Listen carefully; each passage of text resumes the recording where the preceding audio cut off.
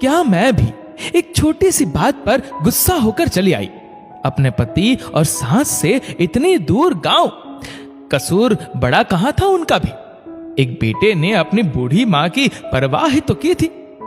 सोचते हुए रिया की आंखों से आंसू बहने लगे। पूरे 2 महीने हो गए। मायके में आते ही लॉकडाउन लग गया।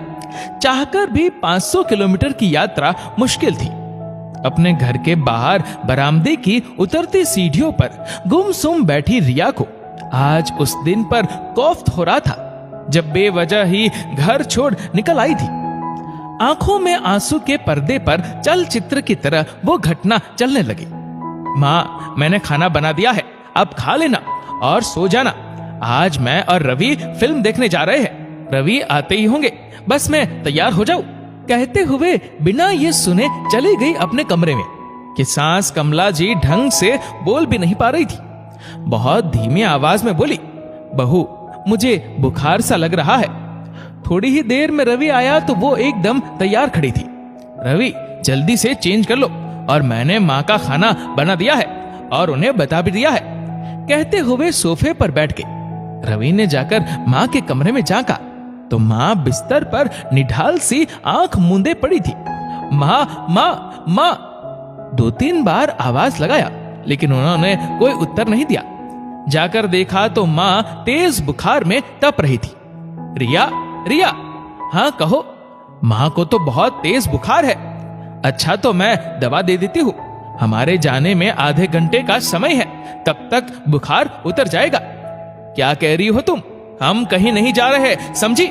और जाओ, बुखार की दवा और ठंडे पानी का बाउल लाओ। कहते हुए जैसे रवि के आंखों से अंगारे बरस रहे थे।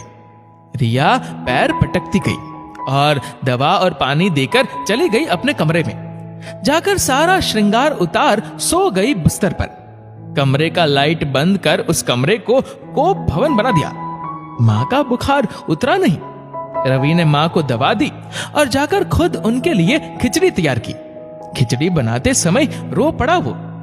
अभी 6 महीने पहले पापा इस दुनिया को छोड़ विदा हो गए। उनके जाने के साथ जैसे माँ का आधा हिस्सा चला गया। सच ही कहते हैं सब, पति पत्नी एक दूसरे के आधे आधे अस्तित्व का हिस्सा होते हैं। उसके जाने के बाद माँ जैसे जीना ही भूल गई थी। सोच आंखों से आंसुओं का मैला सा उमड़ा और फिर उसने अपने आप को संभाला और जाकर माँ को खिचड़ी खिलाकर उन्हें सुलाया। रिया, रिया, रिया, उठो, चलो कुछ खा लो। माँ के लिए जो खाना बनाया था वही हम दोनों मिलकर खा लेते हैं। कितनी बार बोला, लेकिन रिया ने कोई उत्तर ना दिया। फिर निराश होकर वो भी चुपचाप सो गया। सुबह उठने पर भी रिया का मूड खराब था। रिया, क्या है ये सब? एक दिन हम बाहर नहीं गए तो क्या तुम ऐसे रिएक्ट करोगी? माँ के लिए नाश्ता तो बनाओ, उन्हें दवा लेनी है। मेरी भी तबीयत ठीक नहीं है रवि, मुझसे कुछ नहीं होगा। जाओ, जाकर माँ के पल्लू से बन जाओ, मुझसे बात ना करो। सुनकर रवि का पारा चढ़ गया। माँ अभी भी बुखार में तप रही थी और रिया का ये व्यवहार। रिया, माँ बीमार है, कुछ तो शर्म करो। मैं भी तुम्हारी जिंदगी में हूँ, तुम भी याद करो। एक बात कहो रवि, तुम जैसे लोगों को तो शादी ही नहीं करनी चाहिए थी। रिया, चुप हो जाओ, मेरी माँ बीमार है। पापा के जाने के बाद उनकी क्या हालत हो गई, क्या तुम्हें जरा भी मोह नहीं? नहीं, कहते हुए कमरे में गई और जाकर अपना सूटकेस लेकर निकली।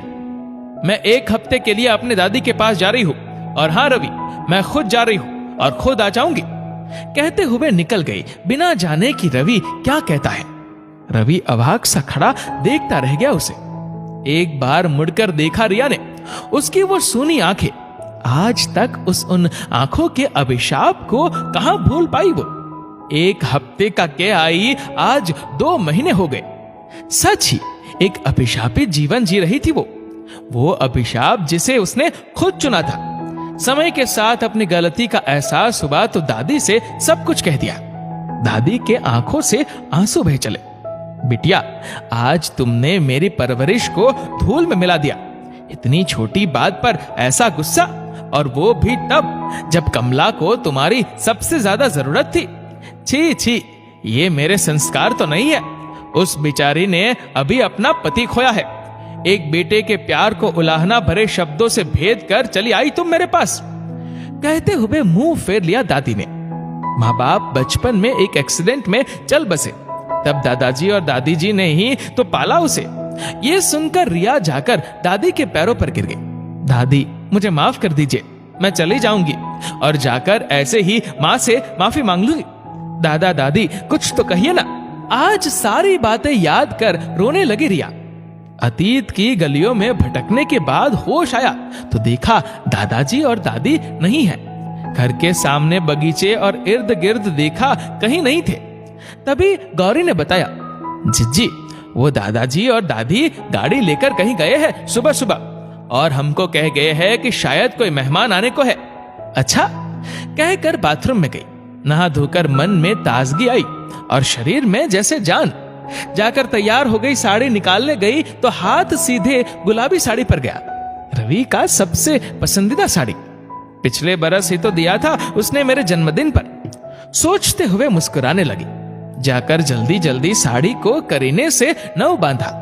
लंबे बालों का ढीला जुड़ा बना, होठों पर गुलाबी लिपस्टिक, माथे पर छोटी सी बिंदी और मांग में सिंदूर की महीन सी रेख खींच तैयार हो गई। गुलाबी साड़ी पर लाल चूड़ियां रवि को बहुत पसंद थी। कितना गुस्सा किया था जब उसने लाल चूड़ी पहनने को कहा था। रवि ये कैसा मैचिंग होगा, क्या कहेंगे सब पार्टी में। मुझे सबसे मतलब नहीं, और हाँ आंखों में काजल तो लगाओ, मुझे तुम्हारी आंखें सूनी सी अच्छी नहीं लगती। उसकी बात याद आई तो झट से काजल की मोटी रेख आंखों में खींच लिया। अपना रूप निहार रही थी कि मानो रवि ने आकर उसे पीछे से अपनी बाहों में भर उसने शर्म से आंखें मूंद ली। हाय राम, मैं भी क्या क्या सपने देखने लगी हूँ। सच अब जाना रवि मुझे कितना प्यार करता है, मैं ही उसके प्यार को समझ नहीं पाई। सोचते हुए आंखें खोल अपने भ्रम को दूर करने का प्रयास किया, लेकिन वो भ्रम नहीं था। रवि ने सचमुच ही उसे अपने आलिंगन में बांध रखा था। वो उठी और रवि के सीने से लग गई। आंखों से आंसुओं का एक सोता सा फूट पड़ा। रवि मुझे माफ कर दो, मैं कितनी गलत थी। अब मुझे समझ आया मैंने जो पाप किया जाने उसका प्रायश्चित होगा या नहीं, लेकिन मैं माँ से भी माफी मांग लूंगी। वो नहीं देंगी माफी, तब भी मैं उनसे माफी मांगती रहूंगी। कभी तो मेरे पाप धुल जाएंगे। कहते हुए बिलख पड़ी। तुम्हारे पाप धुल गए बिटिया, इतने आंसू मेरी बहू बहाए ये मुझे मंजूर नहीं। सासुमा की आवाज सुन रिया चौंक पड़ी, जाकर उनके पैरों पर गिर पड़ी। कमला जी ने बहू को उठाकर गले लगा लिया। तू बेटी है मेरी, बहू नहीं, यही कहकर ले गई थी तुझे और आज भी लेने आई हूं। बेटा चल अपने घर। हाँ लेकिन इस बार बहू बनकर नहीं, बेटी बनकर जाना रिया। इस बार की गलती मैंने माफ कर दी, मगर अगली बार नहीं। और कमला बिटिया के साथ कोई बदतमीजी हुई तो मेरा मरा मुंह भी नहीं देखने दूंगा तुम्हें। दादाजी ने बेटी को सख्त हिदायत देते हुए कहा तो रिया ने सर झुका लिया।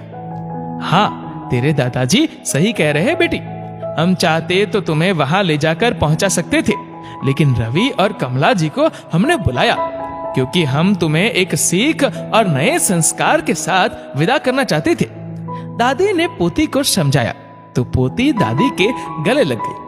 कई दिनों के बाद बेटी को फिर से विदा कर दादा दादी के आंखों में आंसू थे।